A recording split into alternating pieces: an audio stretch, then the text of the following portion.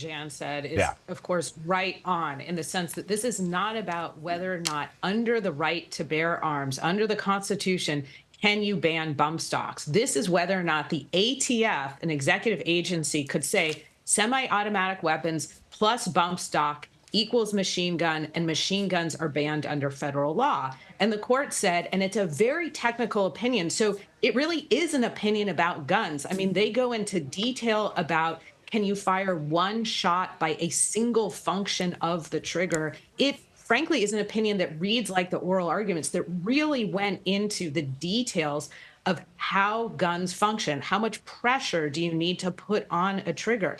But it's not about the constitutionality. Just like yesterday was not about whether or not the right to obtain an abortion is protected under the word liberty in the Due Process Clause, this is not about the Second Amendment saying it is repugnant to try and ban bump stocks. This is about Congress not acting to do so. It's about the wrong actor trying to implement this restriction. I think that's really interesting, because here we have an accessory that on its own is nothing. It's just an accessory, right? When you add it to a gun, it possibly, you could argue, turns it into a gun that is banned.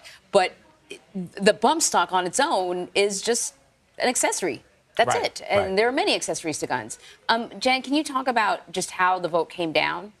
Yeah, and I mean, I agree with Jessica. I mean, it very much reflected how the justices kind of staked their positions out during the oral arguments, where the conservatives in the majority were focusing on some of the technical words in the law, what is a machine gun and how that trigger operation worked, and whether you kept your finger on the trigger or not, or whether you had to repeatedly fire it like it's a semi-automatic weapon. Because, again, what this regulation was trying to do was classify bump stocks as machine guns when they attach them to a semi-automatic weapon. So the conservatives in the majority felt that the semi-automatic weapon with a bump stock just operates differently than a machine gun, and so therefore you can't consider them the same and ban them the same.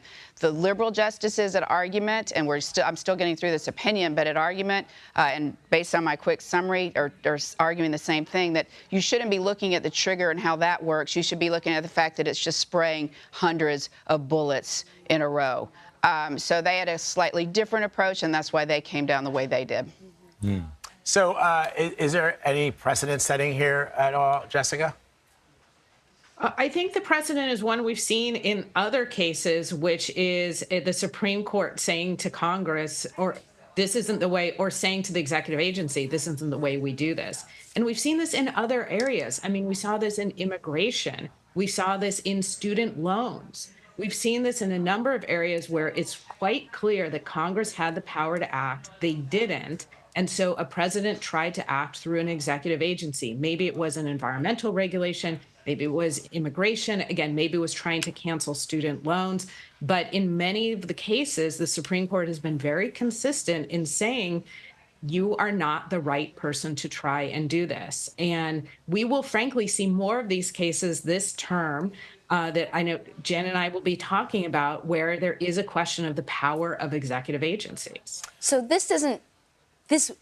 will this have any impact, I guess, on any other sort of gun modifications? You know, plenty of people modify guns, or it's just not about the gun. It's not about the modification. It's about Congress is the one that regulates this. Well, I mean, yes. Or you want me to go or you go? I don't know who's answering. Hey, Jessica. No, Jan, sorry. Well, no, this is obviously, I mean, this is about bump stocks and machine guns. So, I mean, I think, and again, looking right at Congress, there is another big gun control, gun rights case that we're still waiting on that will have, I think, a far-reaching effect on other gun laws. And that is whether or not people who are under domestic violence restraining orders can legally own a gun, or whether they can be subject to gun bans. That, I think, could have a wide-ranging effect on other people who are seeking to possess guns, whether it's felons or drug addicts, and we're waiting on that decision. And so finally, Jessica, do you think we'll get another decision this morning, or do you believe that the court is done for the day? Or maybe this is a Jan question, but. All the questions are good, Jan questions. So we got an R number. We are done for the day. We're done for the week. And we can put a lid on the Supreme Court. We have I think 22, depending on how you count, big cases left, and just a few weeks. So it's going to be a busy end of June. All right, Jan and Jessica, always great to have you in these moments. We're going to be talking to you, as you said, Jessica, over the next couple of weeks, probably into early July, but we appreciate it. With the presidential election fast approaching, what is on the agenda this weekend for the Trump and Biden campaigns, and how might their strategies play out with voters? We'll be right back.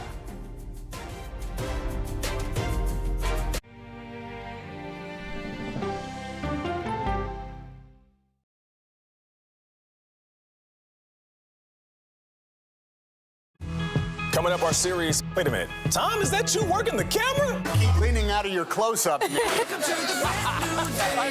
Your morning routine just got better. CBS Mornings, weekdays at 7.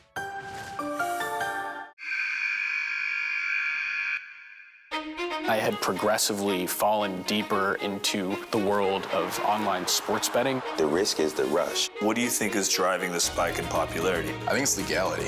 If it's legal, I'm going to use it. There are ways to bet when you are 18. We've created an epidemic of child gambling. You can't walk into a male dormitory in a college campus without sports betting happening. It's America's most neglected problem. I used sports betting as a way to escape, when in reality, I'm choosing self-destruction. Whatever I had left, it was gone. The purpose of the industry is to get you to play to extinction. And that means until all your money is gone.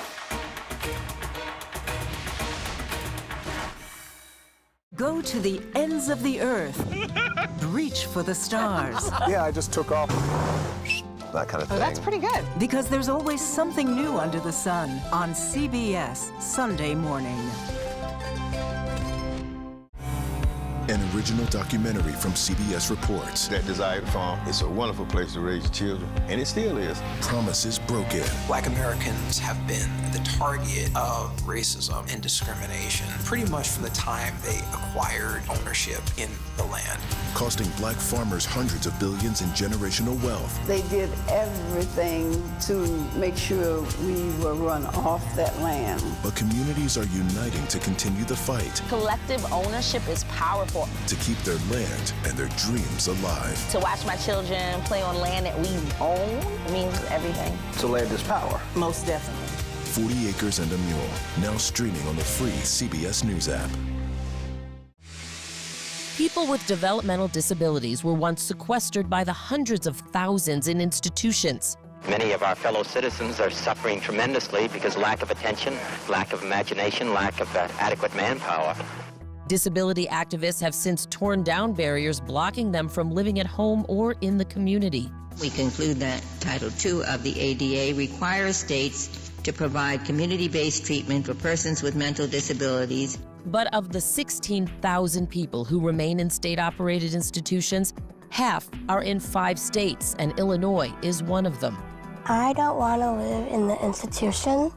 It makes me feel discriminated against. Do you think there are people living in institutions in Illinois that don't need to be living there? Yeah, because they're proving it as soon as they get out.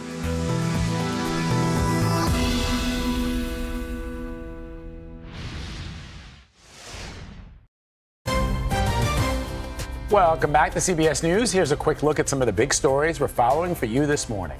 In Parkland, Florida, the demolition of a building at Marjorie Stoneman Douglas High School is underway this morning. The specific building was the location of the 2018 mass shooting where gunmen shot and killed 17 people. It hasn't been used since the massacre, but it did serve as critical evidence at the murderer's trial. Officials hope to wrap up demolition by August when students return from summer vacation. New York Governor Kathy Hochul is considering a partial ban on face masks in New York City in the subway system. It comes